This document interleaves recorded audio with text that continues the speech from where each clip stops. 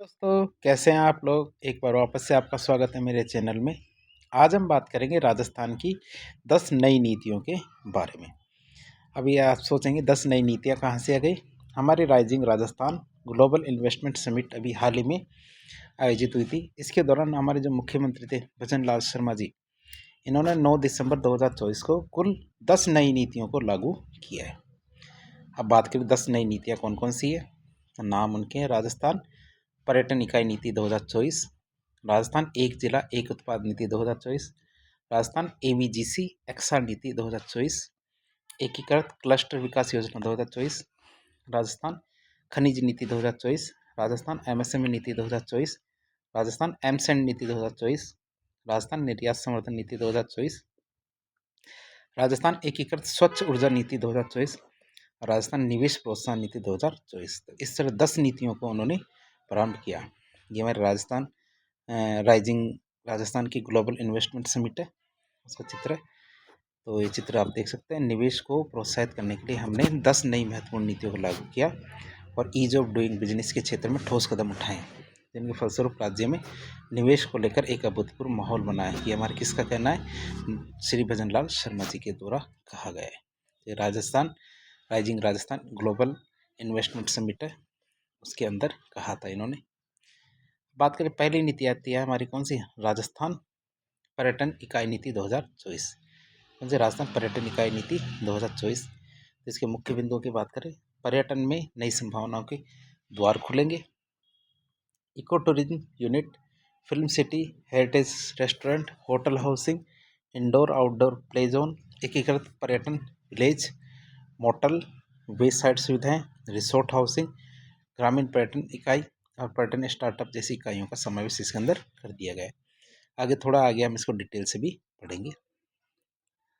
तो चिन्हित स्थान है वहाँ पर न्यूनतम 100 करोड़ रुपए का 3 वर्षों में नया निवेश लाने की बात कर रहे हैं।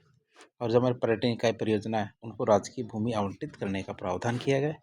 पर्यटन इकाई से जुड़े और उसके अंदर की जाने वाली जो राजकीय भूमि है उसका मालिकाना भूमि के 10% तक कृषि और आवासीय डीएसएल दरों पर एक बार आवंटन की सुविधा दी जाएगी। बात करें जो हमारी नई पर्यटन इकाइयाँ हैं, इनको stamp duty, conversion charge, development charge, भू उपयोग परिवर्तन शुल्क में 100% की छूट, पर्यटन इकाइयों को दुगना बिल्टअप एरिया रेशियो तथा 2 के स्थान पे 4 बिल्टअप एरिया रेशियो दिया जाएगा।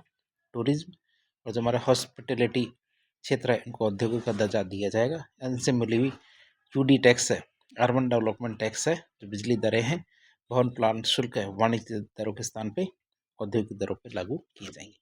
ये हमारे चित्र लगा हुआ हमारे भजन लाल शर्मा जी का। तो थोड़ा और डिटेल से देखते हैं इस नीति को। लागू की बात करते हैं, 9 दिसंबर 2024 को इसको लागू किया गया था। फिर बात करें इसके अंदर किन किन को शामिल किया गया है। इको टूरिज्म यूनिट, अर्थात जो हमारे रणथंभौर है, सरिस्का, तो इस प्रकार के इको टूरिज्म यूनिट को इसके शामिल है। Film city, heritage restaurant, hotel housing, indoor और आउटडोर दोनों के प्ले जोनों को शामिल किया गया है। एकीकृत पर्यटन विलेज, मोटल या फिर रोड के पास में जितने भी होटल है वो, रिसोर्ट हाउसिंग, पर्यटन ग्रामीण पर्यटन इकाई और पर्यटन स्टार्टअप जैसे सभी चीज़ों को इसके अंदर शामिल किया गया इस नीति के अंदर। जो हमारा चिन्हित स्थान हो गया अर्थात जो उन्होंने चुना होगा उन पर न्यूनतम 100 करोड़ रुपए का 3 वर्षों में नया निवेश करके पर्यटन इकाइयों परियोजनाओं को राजकीय भूमि आवंटित की जाएगी। अर्थात जो सरकारी भूमि है वो दी जाएगी 100 करोड़ के निवेश के साथ। फिर बात करें पर्यटन इकाई से जुड़ी और अंदर जाने वाली जो राजकीय भूमि है उसका मालिकाना भूमि के 10% तक कृषि और आवासीय डीएलसी दरों पर एक बार आवंटन की सुविधा दी जाएगी। फिर नई पर्यटन इकाइयों को stamp duty, conversion charge, development charge, भू उपयोग परिवर्तन शुल्क, इनमें 100% की छूट दी जाएगी। जितने भी है ये चार्जेज इनको 100% की छूट दी जाएगी। पर्यटन इकाइयों को दुगना बिल्टअप एरिया रेशो, मतलब 2 के स्थान पे 4 बिल्टअप एरिया रेशो दिया जाएगा। तो मतलब जितना एरिया जितने मांगते हैं, यदि वो डबल करना चाहते हैं तो उनके पास ऑप्शन रहेगा अपना बिल्टअप एरिया रेशो बढ़ाने का। टूरिज्म और हॉस्पिटलिटी जो क्षेत्र है उसको औद्योगिक दर्जा मिलने से क्या होगा, जो हमारा अर्बन डेवलपमेंट टैक्स है, बिजली दरें हैं, भवन प्लान शुल्क है, इनको वाणिज्यिक दरों के स्थान पर औद्योगिक दरों पर लागू किया जा सकेगा। अब बात करते हैं इसकी, जो हमारे पर्यटन से संबंधित और कौन कौन सी नीतियाँ चल रही है। नीतियों की बात करें तो राजस्थान फिल्म पर्यटन प्रोत्साहन नीति 2022 18 अप्रैल 2022 से चल रही है। राजस्थान पर्यटन को पूर्ण उद्योग का दर्जा हमारे 18 मई 2022 को दे दिया गया था। राजस्थान इको टूरिज्म पॉलिसी हमारे 15 जुलाई 2021 को आई थी। राजस्थान पर्यटन नीति 2020 को आई थी। ये कब आई थी? 9 सितंबर 2020 को। राजस्थान पर्यटन नीति 2020। अगली नीति आती है हमारे राजस्थान एक जिला एक उत्पाद नीति। क्या? राजस्थान एक जिला एक उत्पाद नीति 2024। तो ये हमारी क्या है? एक जिला एक उत्पाद नीति है। इसका उद्देश्य क्या है? जिलों की अर्थव्यवस्था को बढ़ावा मिलेगा इससे, साथ ही साथ जो कारीगर है, शिल्पकार है, कृषक और निर्माता, इनकी आय भी बढ़ेगी। नवीन सूक्ष्म उद्योगों को 25% और अधिकतम 15 लाख, और जो लघु उद्योग है उनको 15% और अधिकतम 20 लाख रुपए का मार्जिन मनी अनुदान दिया जाएगा। सूक्ष्म और लघु उद्यमों को एडवांस टेक्नोलॉजी पर और सॉफ्टवेयर पर 50% या 5 लाख तक अनुदान दिया जाएगा। क्वालिटी सर्टिफिकेशन और IPR पर 75% या फिर 3 लाख का पुनर्भरण दिया जाएगा। तो आप इसे देख सकते हैं। थोड़ा डिटेल से हम आगे भी देखेंगे इसको वापस। तो हमारे विपणन आयोजन है, उनमें भाग लेने के लिए 2 लाख रुपए की सहायता। ई-कॉमर्स प्लेटफॉर्म पर फीस जितनी भी लगेगी उसका 75% या 1 लाख रुपए हर साल का भुगतान किया जाएगा। कैटलॉग और ई-कॉमर्स वेबसाइट विकास के लिए 60% या फिर 75,000 की एक मुश्त सहायता दी जाएगी। तो हम ये देख रहे हैं हमारी नई नीति है, राजस्थान एक जिला एक उत्पाद नीति है। अब थोड़ा इसको डिटेल से देख लेते हैं। लागू की बात करें तो 9 दिसंबर 2024 को इसे लागू किया गया था। जिलों की अर्थव्यवस्था को इससे बढ़ावा मिलेगा, साथ ही साथ जो हमारे कारीगर है, शिल्पकार है, कृषक, निर्माता, इनकी आय भी इससे बढ़ेगी। क्यों? क्योंकि ये नीति राजस्थान में काफ़ी अच्छा कार्य करेगी। नवीन सूक्ष्म उद्यम है, अर्थात कोई भी यदि माइक्रो इंडस्ट्री खोलता छोटी नई, तो उसको 25%, अधिकतम 15 लाख रुपए, और ऐसा उद्योग जो पहले से है लेकिन छोटा है उसको 15% और अधिकतम 20 लाख रुपए तक की मार्जिन मनी अनुदान दिया जाएगा। सूक्ष्म लघु उद्यमों को एडवांस टेक्नोलॉजी और सॉफ्टवेयर पर 50% या 5 लाख तक अनुदान दिया जाएगा। जो हमारे सूक्ष्म लघु उद्यम है उनको एडवांस टेक्नोलॉजी और सॉफ्टवेयर यदि वो इंस्टॉल करते हैं अपने उपक्रम में तो उनको 50% या 5 लाख तक का अनुदान दिया जाएगा। क्वालिटी सर्टिफिकेशन अर्थात अपना जो माल है अर्थात जो उन्होंने बनाया है प्रोडक्ट, तो उसको यदि सर्टिफाई करवाना है और IPR करवाना है, यदि उन्होंने कोई नया माल बनाया है, नया प्रोडक्ट बनाया है, तो उसका इंटेलेक्चुअल प्रॉपर्टी राइट्स के अंदर रजिस्टर कराना है, तो उसका 75% या 3 लाख रुपए तक का पुनर्भरण करवाया जा सकता है सरकार के द्वारा। फिर बात करें विपणन आयोजनों में भाग लेने के लिए 2 लाख रुपए तक की सहायता दी जाएगी। यदि कोई मार्केट है, जैसे कोई मंडी है या किसी के भी अंदर यदि कोई भाग लेता है तो 2 लाख रुपए की सहायता दी जाएगी, जितना खर्चा होगा उससे। ई-कॉमर्स प्लेटफॉर्म फीस पर 75% या 1 लाख रुपए की प्रतिवर्ष का 2 लाख तक पुनर्भरण कर दिया जाएगा। जितनी फीस लगेगी उसका 75% या 1 लाख रुपए, और हर साल में 1 साल में प्रतिवर्ष का 2 साल तक पुनर्भरण किया जाएगा, 2 साल तक ही दिया जाएगा। हमारा कैटलॉगिंग है, ई-कॉमर्स वेबसाइट विकास के लिए 60% या 75,000 का एक मुश्त सहायता दी जाएगी। फिर बात करें एक जिला एक उत्पाद नीति से संबंधित राजस्थान सरकार के द्वारा और कौन कौन से प्रयास किए जा रहे हैं। एक आता हमारा पंचगौरव कार्यक्रम। क्या पंचगौरव कार्यक्रम की बात करें तो राज्य सरकार के कार्यकाल की पहली वर्षगांठ पर प्रदेश के सभी जिलों में पंचमुखी विकास को बढ़ावा देने के लिए पंचगौरव कार्यक्रम की शुरुआत की गई। अब इसका उद्देश्य क्या है? कार्यक्रम के अनुरूप प्रत्येक जिले को अलग अलग भौगोलिक परिस्थिति के अनुसार एक उपज, एक वानस्पतिक प्रजाति, एक उत्पाद, एक पर्यटन स्थल, एक खेल पर विशेष फोकस करते हुए प्रत्येक जिले की पहचान के लिए कार्यक्रम बनाया जा रहा है। अब इसके लिए कौन कौन सी नोडल एजेंसियां रहेगी, अर्थात एक जिला एक उपज के लिए कृषि विभाग, एक जिला एक प्रजाति के लिए वन विभाग, एक जिला एक उत्पाद के लिए उद्योग विभाग, एक जिला एक पर्यटन स्थल के लिए पर्यटन विभाग, और एक जिला एक खेल के लिए खेल विभाग। तो हमारे नोडल विभाग रहेंगे जिनको प्रोत्साहित करेंगे। अगली नीति आती है हमारी कौन सी? राजस्थान AVGC XR नीति 2024। अब आप सोचते हैं AVGC XR ये शब्द क्या है? मैं आपको बताता हूँ। AVGC XR मतलब क्या था? ए का मतलब होता है एनिमेशन, क्या होता है एनिमेशन। वी का मतलब होता है विजुअल इफेक्ट्स, क्या होता है वी का मतलब होता है विजुअल इफेक्ट्स। जी का मतलब होता है गेमिंग। सी का मतलब होता है कॉमिक्स। तो ए वी जी सी का मतलब animation, visual effects, gaming, comics. XR का मतलब होता है एक्सटेंडेड रियलिटी, अर्थात संवर्धित जो वास्तविकता है वो। तो इनको यदि हम बढ़ाना चाहते हैं तो ABGC XR नीति हमने लेके आई है। तो बात करें राजस्थान की, तो राजस्थान की ABGC XR नीति 2024 animation, visual effects, gaming, comics, extended reality. इस क्षेत्र में जो हमारी स्थानीय प्रतिभा है और राज्य की संस्कृति और स्थानीय संसाधन, इनको इससे बढ़ावा मिलेगा। राज्य में बनने वाली जो एनिमेशन फिल्में हैं, गेम्स है, कॉमिक्स है, इनके उत्पादन में अनुदान दिया जाएगा। यदि कोई राजस्थान में उत्पादन करता है तो उसको पैसा मिलेगा। तो स्थानीय संस्कृति और सामग्री निर्माण पर ध्यान केंद्रित करने वाले स्टार्टअप और उद्यम है, उनको अतिरिक्त प्रोत्साहन दिया जाएगा। और इस क्षेत्र में यदि कोई नवाचार को बढ़ावा देता है तो अटल इनोवेशन स्टूडियो और एक्सीलरेटर स्थापित किए जाएंगे। ये स्टूडियो क्या है, कोडिंग, VFX लैब और एडवांस कंप्यूटिंग सुविधाओं से लैस होंगे। ये हमारे भजन लाल सरकार जी की, भजन लाल जी की तस्वीर भी साहब ने लगी हुई है, जो बहुत ज़्यादा प्रोत्साहन दे रहे हैं। तो हमने देख लिया ABGC XR का मतलब। ये नीति हमारे 9 दिसंबर 2024 से लागू हो गई है। Animation, visual effects, gaming, comics, extended reality, इस क्षेत्र में जो हमारी स्थानीय प्रतिभाएं हैं और राज्य की संस्कृति और स्थानीय संसाधन, इनको इससे बढ़ावा देना चाहते हैं। फिर बात करें राज्य में बनने वाली जो एनिमेशन फिल्में हैं, गेम्स है, कॉमिक्स, इनका उत्पादन इस होगा और उत्पादन में ये योगदान अनुदान देंगे। स्थानीय संस्कृति सामग्री निर्माण पर ध्यान केंद्रित करने वाले स्टार्टअप्स और उद्यमों को अतिरिक्त प्रोत्साहन दिया जाएगा। इस क्षेत्र में नवाचार को बढ़ावा देने के लिए अटल इनोवेशन स्टूडियो और एक्सीलरेटर स्थापित किए जाएंगे। ये स्टूडियो कोडिंग, VFX लैब और एडवांस कंप्यूटिंग सुविधाओं से लैस होंगे। हमारी अगली नीति आती है एकीकृत क्लस्टर विकास योजना। क्या? एकीकृत क्लस्टर विकास योजना 2024। अब एकीकृत क्लस्टर विकास योजना की बात करें तो राज्य में जो हस्तशिल्प है, हथकरघा और MSME क्षेत्र है, कौन कौन सी? हस्तशिल्प, हस्तकरघा और MSME क्षेत्र। तो इन क्षेत्रों में जो कार्यशील उद्यमों की उत्पादकता, गुणवत्ता और कार्यक्षमता को बढ़ाकर उन्हें वैश्विक बाजार के अनुरूप किया जाएगा।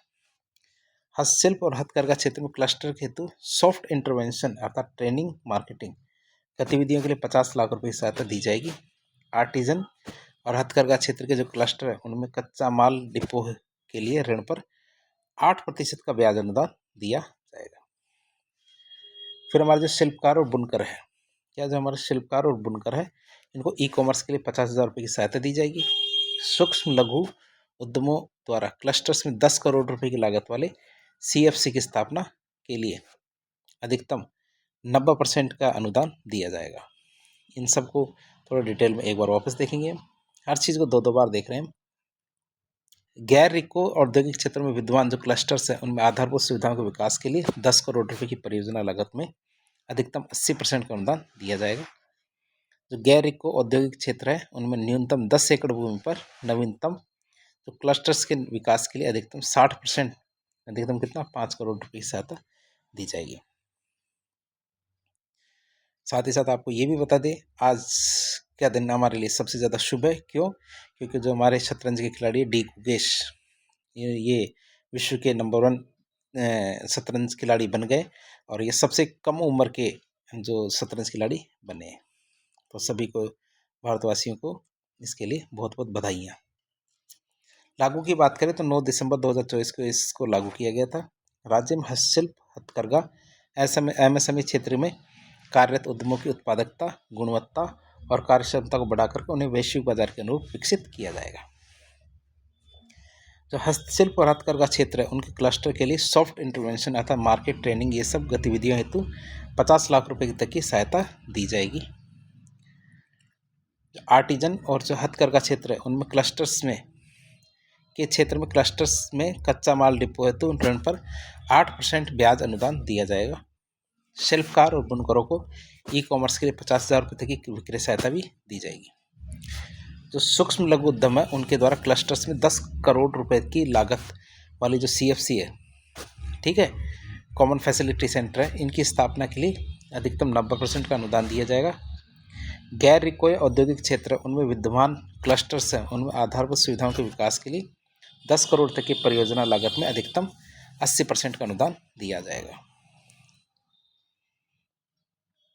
फिर बात करें गैर रिको औद्योगिक क्षेत्रों में न्यूनतम एकड़ भूमि पर नवीनतम क्लस्टर्स के निर्माण के लिए अधिकतम 60% या अधिकतम 5 करोड़ रुपए की सहायता दी जाएगी। अगली नीति आती है हमारी कौन सी, राजस्थान खनिज नीति 2024। नीति का नाम है राजस्थान खनिज नीति 2024। इसे 9 दिसंबर 2024 को लागू कर दिया गया था।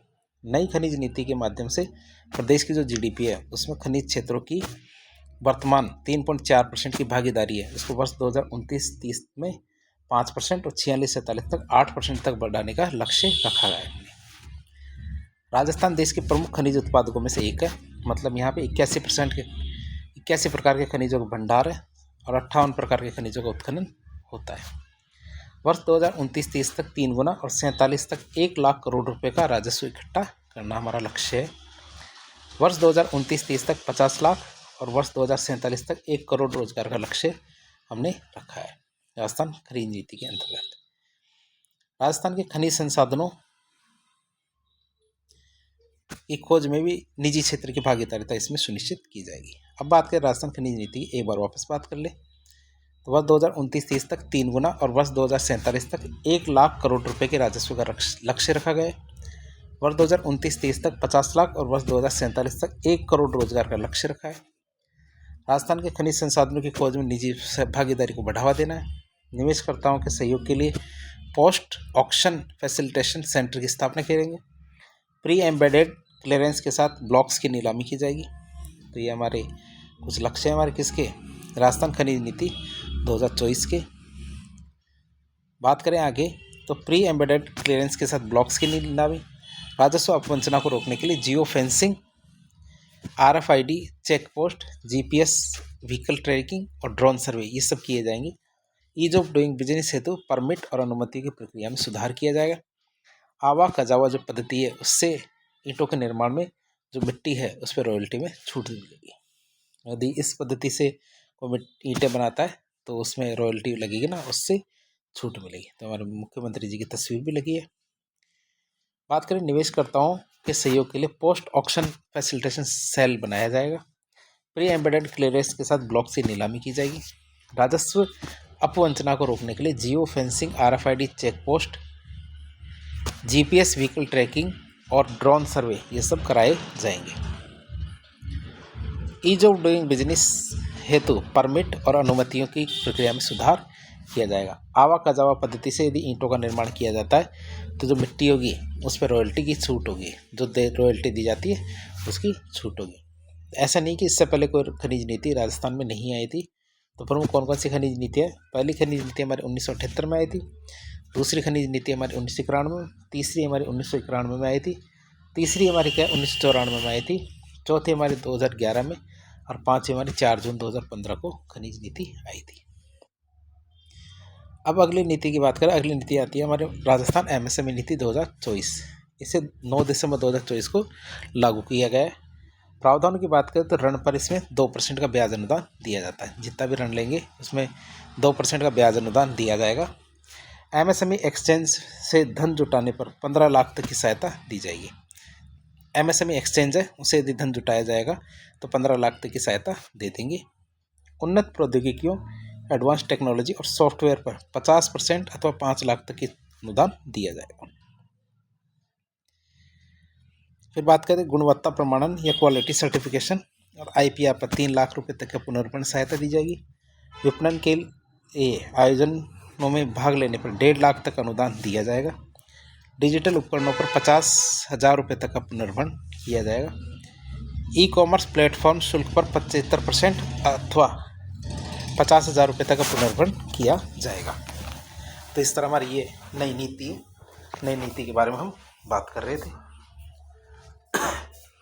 राजस्थान की पहली MSME नीति 17 सितंबर 2022 को जारी की गई थी। कब जारी की गई थी? 17 सितंबर 2022 को जारी की गई थी। MSME दिवस की बात करें तो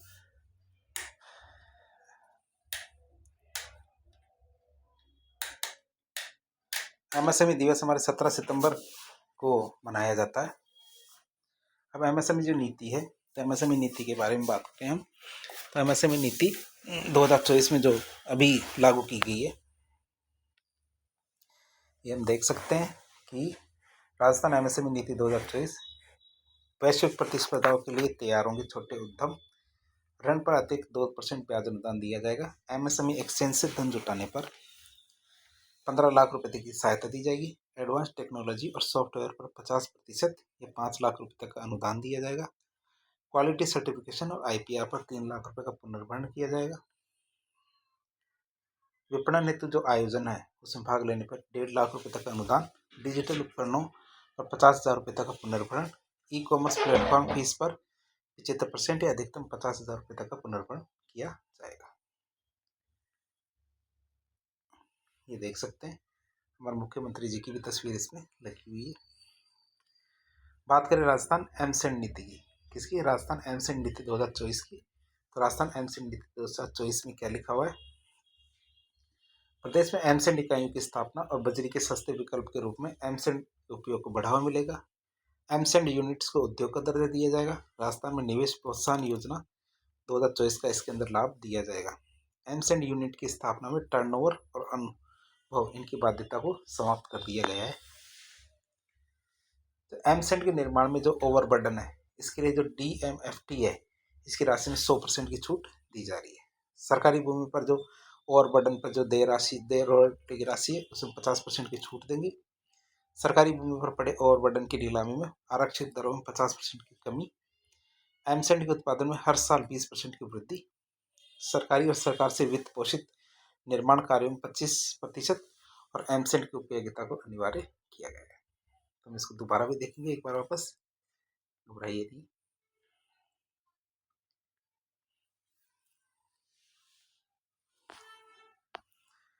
बात करें इसको लागू की, तो इसे 9 दिसंबर 2024 को लागू किया गया। प्रावधान की बात करें तो प्रदेश में, राजस्थान प्रदेश में एमसेंड इकाइयों की स्थापना, बजरी के सस्ते विकल्प के रूप में एमसेंड के उपयोग को बढ़ावा दिया जाएगा, अर्थात बजरी का उपयोग कम से कम किया जाए।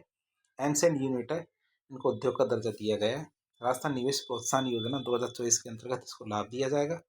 एमसेंड यूनिट की स्थापना में टर्नओवर और अनुभव की जो बाध्यता है उसको समाप्त किया गया है। एमसेंड के निर्माण में जो ओवरबर्डन पर जो डीएमएफटी की राशि है, उसमें 100% की छूट दी जाएगी। सरकारी भूमि पर पड़े जो ओवरबर्डन पर जो रॉयल्टी है, उसमें 50% की छूट दी जाएगी। सरकारी भूमि पर पड़े ओवरबर्डन की जो नीलामी है, उसमें आरक्षित दर में 50% की कमी की गई है।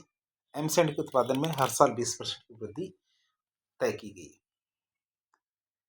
आगे बात करें तो सरकारी और सरकार से वित्त पोषित निर्माण कार्य, उसमें 25% एमसेंड की उपयोगिता अनिवार्य की गई है। राजस्थान की पहली एमसेंड नीति 2020, जिसे 25 जनवरी 2021 को लागू किया गया है।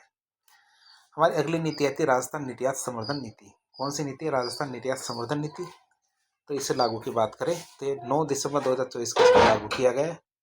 राजस्थान निर्यात संवर्धन नीति 2024 को स्वीकृति मिल गई, जिसके अंतर्गत चलाए जाने वाले मुख्यमंत्री निर्यात वृद्धि अभियान के कुछ प्रावधान है। उन प्रावधानों की बात करें, निर्यात में वृद्धि करने के लिए कुछ प्रावधान किए गए। नवीन उद्यमियों को निर्यात क्षेत्र में विशेष प्रोत्साहन दिया जाएगा। दस्तावेजीकरण सहायता की बात करें तो कुल लागत का 50% और अधिकतम 5 लाख रुपए तक का अनुदान दिया जाएगा। अंतर्राष्ट्रीय कार्यक्रमों में भाग लेने के लिए अनुदान व्यय का 75% और अधिकतम 3 लाख रुपए तक, अर्थात साल में केवल 2 साल में एक बार दिया जाएगा, तो यह लाभ दिया जाएगा। प्रमाणीकरण सहायता की बात करें तो कुल खर्चे का 75%, अर्थात जितने भी शिपमेंट करेंगे तो हर शिपमेंट में 20,000 रुपये और हर साल अधिकतम 3 लाख रुपए तक की सहायता दी जाएगी। बात करें तो राजस्थान निर्यात संवर्धन नीति 2024 उद्यमियों को निर्यात तक बनने के लिए मिलेगा प्रोत्साहन। मुख्यमंत्री निर्यात वृद्धि अभियान चला करके नए उद्यमियों को निर्यात तक बनाने के लिए प्रोत्साहित किया जाएगा। निर्यातकों को दस्तावेजीकरण पर 50% या 5 लाख तक की सहायता दी जाएगी। अंतर्राष्ट्रीय आयोजनों में भागीदारी पर 3 लाख रुपए तक का या 75% का अनुदान दिया जाएगा। प्रोडक्ट टेस्टिंग पर 75% का पुनर्भरण, अर्थात 20,000 रुपये प्रति शिपमेंट या फिर 3 लाख रुपए तक का अनुदान दिया जाएगा। जो हमारी तकनीकी अपग्रेडेशन है, उस पर 75% या 50 लाख की सहायता दी जाएगी। ई कॉमर्स प्लेटफॉर्म की फीस पर 75% या फिर 2 लाख रुपए का पुनर्भरण दिया जाएगा। तो ये हमारी नीति है, कौन सी? राजस्थान निर्यात संवर्धन नीति। तो आप इसे याद करेंगे, स्क्रीन पर रोककर आप इसको पढ़ भी सकते हैं। बात करें इसकी, तो तकनीकी उन्नयन सहायता कुल व्यय का 75% और अधिकतम 50 लाख रुपए तक का दिया जाएगा। ई वाणिज्य जो मंच शुल्क है, प्रतिपूर्ति व्यय का 75% और अधिकतम 2 लाख रुपए तक का प्रतिपूर्ति दी जाएगी। प्रथम माल परिवहन अनुदान माल भाड़ा लागत का 25%, अधिकतम 25 लाख रुपए दिए जाएंगे। अब निर्यात से संबंधित और कौन कौन से तथ्य बात करें, तो राजस्थान में निर्यात होने वाले 5 कौन कौन सी वस्तुएं? एक तो अभियांत्रिकी, जिसके अंदर इंजीनियरिंग वस्तुएं आती है। फिर हमारे जवाहरात और आभूषण है। फिर हमारे धातु है, कपड़ा, हस्तशिल्प। तो 5 चीज़ें जो राजस्थान के दौरान निर्यात की जाती है। और वर्ष 2023-24 में हमने 83,704 करोड़ रुपए का निर्यात किया है। एक हमारा अभियान भी है, मिशन निर्यातक बनो अभियान, जो 29 जुलाई 2021 से चल रहा है।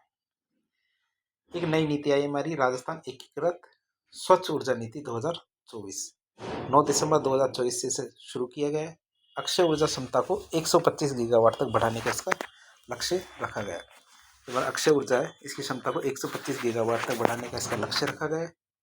अक्षय ऊर्जा, biomass, waste energy, green hydrogen, इनके प्रावधानों और ऊर्जा भंडारण के जो नवीन प्रावधान है, सबको इसके अंदर शामिल किया गया है।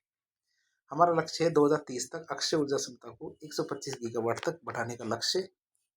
साथ ही साथ फ्लोटिंग सौर परियोजनाएं हैं, इनको बढ़ावा दिया जाएगा। सोलर रूफटॉप प्लांट के साथ छोटी बिड लगाने का प्रावधान भी रखा गया है। तो मल्टी स्टोरी बिल्डिंग है, मल्टी स्टोरी बिल्डिंग है तो वर्चुअल नेट मीटरिंग की सुविधा और उपभोक्ता को ग्रुप नेट मीटरिंग की सुविधा का प्रावधान भी किया गया। अब वापस देख लेते हैं राजस्थान एकीकृत स्वच्छ ऊर्जा नीति, इसके बारे में। तो लक्ष्य क्या है? अक्षय ऊर्जा क्षमता को 125 गीगावाट तक बढ़ाने का हमारा इसका लक्ष्य है। आप इसे याद रखेंगे, सीधे सीधे परीक्षा में सवाल आते हैं। अब इसकी क्या क्या प्रावधान है? प्रावधान की बात करें, अक्षय ऊर्जा, biomass, waste energy, green hydrogen के प्रावधान, ऊर्जा भंडारण के नवीन प्रावधानों को इसमें शामिल किया गया है। वर्ष 2030 तक अक्षय ऊर्जा क्षमता को 125 गीगावाट तक बढ़ाने का लक्ष्य। फ्लोटिंग सौर परियोजना को बढ़ाने दिया जाएगा। सोलर रूफटॉप प्लांट के साथ छोटी विंड लगाने का प्रावधान है। छोटी विंड तो जानते हैं ना, छोटी मतलब पवन ऊर्जा के माध्यम से। मल्टी स्टोरी बिल्डिंग है तो वर्चुअल नेट मीटरिंग की सुविधा और उपभोक्ताओं को ग्रुप नेट मीटरिंग की सुविधा दी जाएगी। सभी अक्षय ऊर्जा जो परियोजनाएं और पार्क है, उनको राजकीय भूमि आवंटन, वर्चुअल पीपीए आधारित परियोजनाओं, कार्बन ट्रेडिंग, ऊर्जा दक्षता और नेट जीरो बिल्डिंग को बढ़ावा देने का प्रावधान किया गया है। तो वापस देख लें इन चीज़ों को। हमारी सभी अक्षय ऊर्जा परियोजनाएं, पार्क है, उनको राजकीय भूमि आवंटन, वर्चुअल पीपीए आधारित परियोजनाओं, कार्बन ट्रेडिंग, ऊर्जा दक्षता, नेट जीरो बिल्डिंग को बढ़ावा देने का प्रावधान, ये सब किया गया है। हमारा लक्ष्य का 2029-30 तक 1.25 लाख मेगावाट उत्पादन करना है विद्युत का। अब बात करें राजस्थान की, तो राजस्थान में एकीकृत स्वच्छ ऊर्जा नीति के प्रावधान क्या क्या किए गए। क्षेत्र की बात करें, क्या प्रावधान? सौर ऊर्जा से हमें 90,000 मेगावाट, पवन ऊर्जा हाइब्रिड ऊर्जा से 20,000 मेगावाट, हाइड्रो पंप स्टोरेज से हमें 15,000 मेगावाट, इस तरह कुल 1.25 लाख मेगावाट हमें विद्युत का उत्पादन करना है। फिर आती है हमारी रिप्स परियोजना, अर्थात राजस्थान निवेश प्रोत्साहन योजना 2024, 9 दिसंबर 2024 को उसे लागू किया गया था। रिप्स में क्या, स्टैंडर्ड सर्विसेज के तहत इंसेंटिव के लिए निवेश की न्यूनतम सीमा 50 करोड़ से घटा करके 25 करोड़, पर्यटन इकाइयों के लिए और भी कम करके इसको 10 करोड़ रुपये कर दिया गया है। ठीक है, तो हमें देख सकते हैं न्यूनतम 50 करोड़ है, इससे घटा के 25 करोड़, और पर्यटन इकाइयों के लिए 10 करोड़ ही कर दिया गया है। जो इकाइयाँ हैं, इकाइयों की लागत कम करने के लिए भूमि और बिजली से संबंधित इंसेंटिव भी दिए गए हैं। जो मैन्युफैक्चरिंग यूनिट है, स्थापित करने के लिए निवेशकों के लिए भूमि लागत से भुगतान का लचीला मॉडल रिप्स में शामिल किया गया है, जिसमें भूमि लागत का 25% और अग्रिम भुगतान करने के बाद 75% राशि 10 किस्तों में 8% के साथ देय होगी। तो आप समझ गए कि जो मैन्युफैक्चरिंग यूनिट लगाने की बात कर रहे हैं, इस तरह स्थापित करने वाले जो निवेशक है, उनके लिए भूमि लागत से भुगतान का लचीला मॉडल रिप्स में शामिल किया गया है, जिसमें भूमि लागत का तो 25%, अग्रिम भुगतान करने के बाद शेष 75%, राशि 10 किस्तों में 8% ब्याज के साथ दे दी जाएगी। जो एमएसएमई सेक्टर है, एमएसएमई सेक्टर के लिए स्टैंडर्ड मैन्युफैक्चरिंग पैकेज की तुलना में अधिक अवधि अर्थात 7 साल के लिए ब्याज का लाभ दिया जाएगा। खादी, ग्रामीण पर्यटन, कृषि प्रसंस्करण, एमएसएमई के लिए अतिरिक्त लाभ भी दिया जाएगा। 3,000 करोड़ से अधिक निवेश करता है, ठीक है। 3,000 करोड़ से अधिक निवेश पर 5 गुना इंसेंटिव महिलाओं की ओर से, और महिलाओं की ओर से संचालित स्टार्टअप्स को 2 साल के लिए 100% SGST, किसका SGST, ठीक है, प्रतिपूर्ति दी जाएगी। कितने 100%, यदि महिलाओं को यदि 2 साल के लिए दी जाएगी। 3,000 करोड़ से अधिक के निवेश को 5 गुना इंसेंटिव दिया जाएगा। तो आप इसको स्क्रीन रोक कर पढ़ भी सकते हैं। मुख्यमंत्री भजनलाल शर्मा जी की मंत्रिमंडल में कुछ निर्णय लिए गए। राजस्थान निवेश प्रोत्साहन योजना रिप्स को दोबारा मंजूरी दी गई। रिप्स 2024 के निवेशकों के लिए रियायतों के लिहाज से देश की सबसे बड़ी आकर्षक निवेश प्रोत्साहन योजना है। अब इसके क्या उद्देश्य है? विनिर्माण और सेवा क्षेत्र की 15% वार्षिक वृद्धि दर, संतुलित और समावेशी विकास, क्षेत्रीय विकास, वर्ष 2027 तक 10 लाख रोजगारों का सृजन, हरित हाइड्रोजन, वैकल्पिक ऊर्जा, नवीन क्षेत्रों को प्रोत्साहन, पर्यावरण संरक्षण प्रयासों को प्रोत्साहन। राजस्थान निवेश प्रोत्साहन नीति 2022 भी की गई थी। इससे पिछली वाली 7 अक्टूबर 2022 को लागू हुई थी। अब बात करें, ये तो हमारी जो 10 नीतियां थी जो भजनलाल सरकार जी के द्वारा लागू की गई थी। और इसके अलावा और कौन कौन सी नीतियाँ चल रही है? नागरिक विमानन नीति 2024, इसको मंजूरी 2 जुलाई 2024 को दी गई थी। यह नीति विमानन रखरखाव सेवाओं को बढ़ावा देना, एरोस्पेस गतिविधियों को विकसित करने पर केंद्रित है। बात करें इसकी, तो इसके तहत किशनगढ़, अजमेर, हमीरगढ़, भीलवाड़ा, झालावाड़ में 3 फ्लाइंग स्कूल खोले जाएंगे। कोटा में ग्रीनफील्ड एयरपोर्ट बनाया जाएगा। प्रदेश में विभिन्न हवाई अड्डों पर कार्गो सेवा शुरू की जाएगी। प्रदेश की पुरानी हवाई पट्टियों की मरम्मत कर पुनः उनको उड़ान योग्य बनाया जाएगा। नीति हमारी कौन सी? नागरिक विमान नीति 2024। अगली पॉलिसी आती है हमारी हील इन राजस्थान पॉलिसी 2024। अगस्त 2024 में इसको शुरू किया गया था। इसका उद्देश्य अंतर्राष्ट्रीय जो पर्यटक है उनको आकर्षित करना, चिकित्सा पर्यटन को बढ़ावा देना। संबंध की बात करें तो चिकित्सा विभाग के द्वारा प्रदेश को मेडिकल टूरिज्म हब बनाने के लिए पॉलिसी लाई गई है। घोषणा की बात करें, चिकित्सा मंत्री हमारे गजेंद्र सिंह खीवसर है, और ये बात कर रहे हैं कि हम कुल बजट का 8.26% स्वास्थ्य पर खर्च कर रहे हैं। एक नीति आती है हमारी Rajasthan textile and April policy 2024। अक्टूबर 2024 में इसको मंजूरी मिली है। इसका उद्देश्य की बात करें तो इस पॉलिसी का उद्देश्य साल 2029 तक टेक्सटाइल क्षेत्र में 15,000 करोड़ रुपए का निवेश लाना, साथ ही साथ 2 लाख नए रोजगार पैदा करना है। इस पॉलिसी की बात करें तो इस पॉलिसी के तहत निजी टेक्सटाइल पार्क, क्या निजी टेक्सटाइल पार्क अप्रैल पार्क को पहली बार अनुदान दिया गया है। अगर कोई उद्योग 200 सीटों का ट्रेनिंग सेंटर खोलता है तो उसे अगले 5 साल में 20 करोड़ रुपए का अनुदान मिलेगा। मतलब यदि कोई उद्योग क्या है 200 सीटों का ट्रेनिंग सेंटर खोलता है तो अगले 5 साल में क्या करेंगे? 20 करोड़ रुपए का अनुदान दिया जाएगा। इस पॉलिसी में पहली बार पूंजीगत खर्चों में जमीन की कीमत को जोड़ने का प्रावधान भी रखा गया है। जमीन का भू रूपांतरण करने पर जो शुल्क लगेगा उसे इस पॉलिसी के जरिए अनुदान के रूप में वापस कर दिया जाएगा। अगर कोई उद्यमी अपने इस्तेमाल के लिए सोलर पावर प्लांट लगाता है तो उसे 50% कैपिटल सब्सिडी भी दी जाएगी। मतलब जितना पैसा लगाएगा सोलर प्लांट लगाने के लिए तो उसे 50% दे दी जाएगी सब्सिडी के रूप में। गारमेंट उद्योग में कुछ शर्तें पूरी करने पर प्रति श्रमिक प्रति माह 3,000 रुपये का अनुदान भी दिया जाएगा। फिर आती है राजस्थान ग्रीन हाइड्रोजन नीति 2023। 29 सितंबर 2023 को लागू किया गया। विभाग हमारा ऊर्जा विभाग और ग्रीन हाइड्रोजन ऊर्जा या प्रदूषण मुक्त ऊर्जा होती है, अर्थात इससे प्रदूषण बिल्कुल नहीं होता है। अब इस नीति के क्या प्रावधान है? प्रसारण तंत्र स्थापित करने वाले 50 KTPA अक्षय ऊर्जा प्लांट को 10 वर्ष तक प्रसारण और वितरण शुल्क में 50% की छूट दी जाएगी। राज्य सरकार ने नीति के तहत 2030 तक 2,000 KTPA ऊर्जा उत्पादन का लक्ष्य रखा है।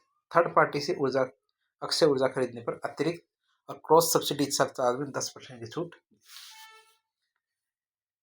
बात करें इसकी, जो परिशोधित खारे पानी से ग्रीन हाइड्रोजन उत्पादन के लिए भूमि आवंटन में प्राथमिकता, अनुसंधान केंद्र की स्थापना के लिए 30%, अधिकतम 5 करोड़ रुपए की सब्सिडी मिलेगी। कैप्टिव पावर प्लांट की क्षमता और उत्पादित बिजली की बैंकिंग पर प्रतिबंध नहीं होगा।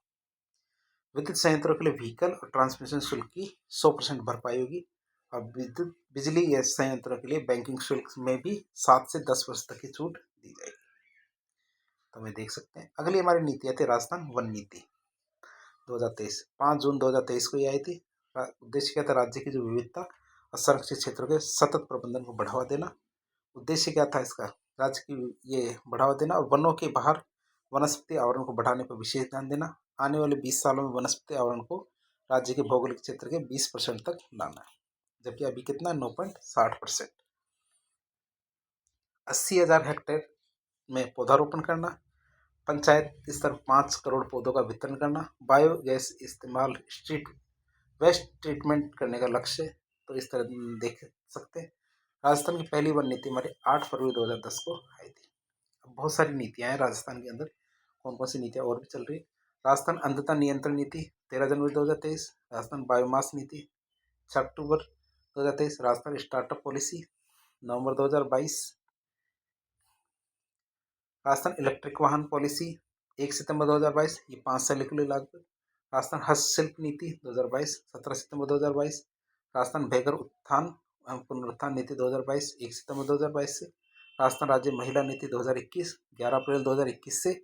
राजस्थान की प्रथम महिला नीति वर्ष 2000 के अंदर लागू की गई थी। Rajasthan ethanol production promotion policy 15 दिसंबर 2021 से। राजस्थान कृषि प्रसंस्करण व्यवसाय निर्यात प्रोत्साहन नीति 17 दिसंबर 2019 से। राजस्थान सिल्कोसिस पॉलिसी 2019 3 अक्टूबर 2019 से। अगली और नीति आती है हमारे राजस्थान जल नीति 2010 8 फरवरी 2010 से लागू की गई। तो इस तरह आज हमने राजस्थान के अंदर लागू की गई लेटेस्ट 10 पॉलिसियों के बारे में बात की। तो इस प्रकार के इन्फॉर्मेटिव वीडियो देखने के लिए हमारे चैनल से जुड़े। वीडियो यदि पसंद आता है तो वीडियो को लाइक करें, चैनल को सब्सक्राइब करें, अपने दोस्तों के साथ शेयर करें। यदि आपके कोई सुझाव हो तो कमेंट बॉक्स के माध्यम से बताएं। धन्यवाद।